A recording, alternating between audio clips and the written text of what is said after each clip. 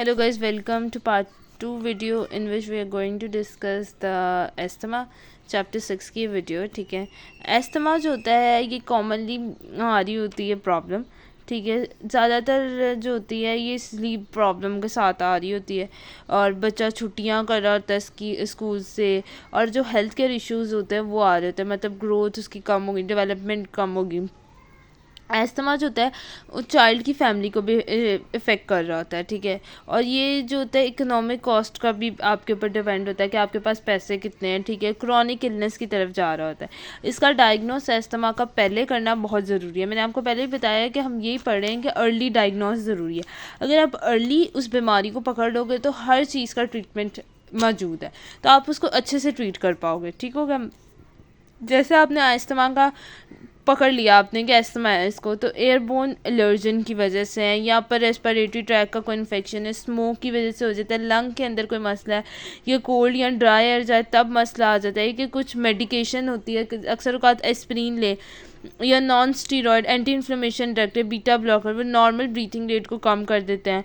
इसके लिए ना हम कहते हैं कि एस्थमा के पेशेंट को स्विमिंग करे। स्विमिंग जो होती है ना वो इम्प्रूव कर रही थी हमारे कार्डियोवैस्कुलेटरी सिस्टम को, रेस्पिरेशन को।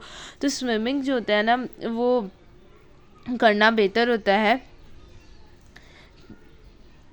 ताकि ये एक्सरसाइज ट्रेनिंग में हेल्थ केयर को बेनिफिट दे रही होती है। फिर क्रॉनिक पेन आ जाता है।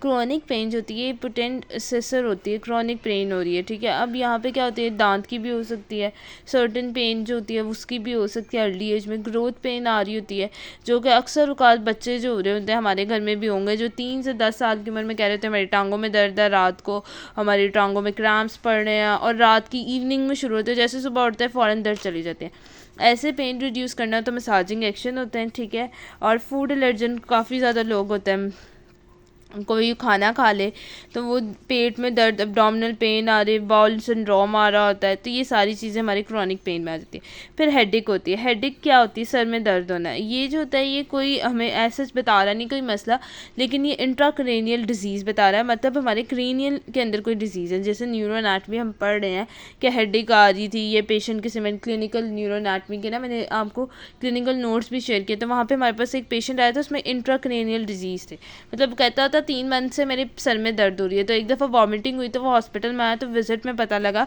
कि इसको जो है सेरिब्रम कॉर्टेक्स का कोई मसला आया है। ठीक है, तो ये इंपॉर्टेंट होता है।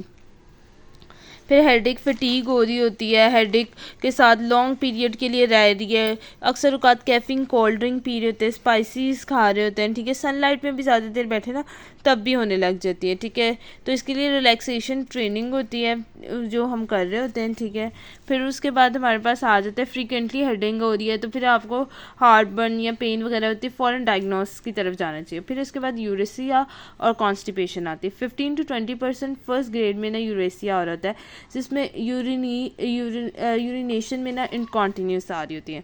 ये 2% हो रहा होता है। जो हमारे पास आ रहा होता है एक्कोपोरेसिया, इनवॉलंटरी डेफिकेशन हो रही है, पता नहीं लग रहा होता है डेफिकेशन हो जाती है, बड़ा भी बच्चा हो गया। नियरली 90% ये रिजॉल्व हो जाता है टाइम टू टाइम, लेकिन ये प्रॉब्लम अगर ना डील करी जाए टाइम टू टाइम तो ये बहुत ज़्यादा मसले का करती है। अब सिजर्स आगे मिर्गी के दौर है, ये हाई फीवर की वजह से 2 to 5% यंग चाइल्ड को हो रहे होते हैं।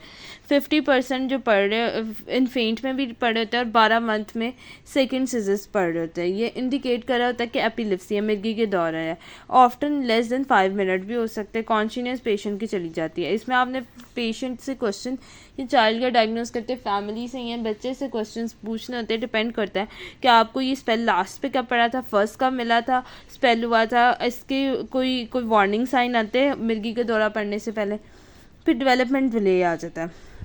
हेल्थ केयर प्रोफेशनल जो होता है वो की रोल डिटेक्शन कर रहा होता है कि चाइल्ड के अंदर डिले ना आए। 30% चिल्ड्रन जो होते हैं बर्थ में 21 साल की उम्र में ना, वो जो होता है वो एजुकेशनल सर्विस डेवलपमेंट डिसेबिलिटीज़ वगैरह उसको दी जा रही होती है कि वो अपनी नॉर्मल डेवलप रखे। अब डेवलपमेंट डिले आ जाता है, जिसमें इमोशनल डिस्टर्बेंस आ जाती है,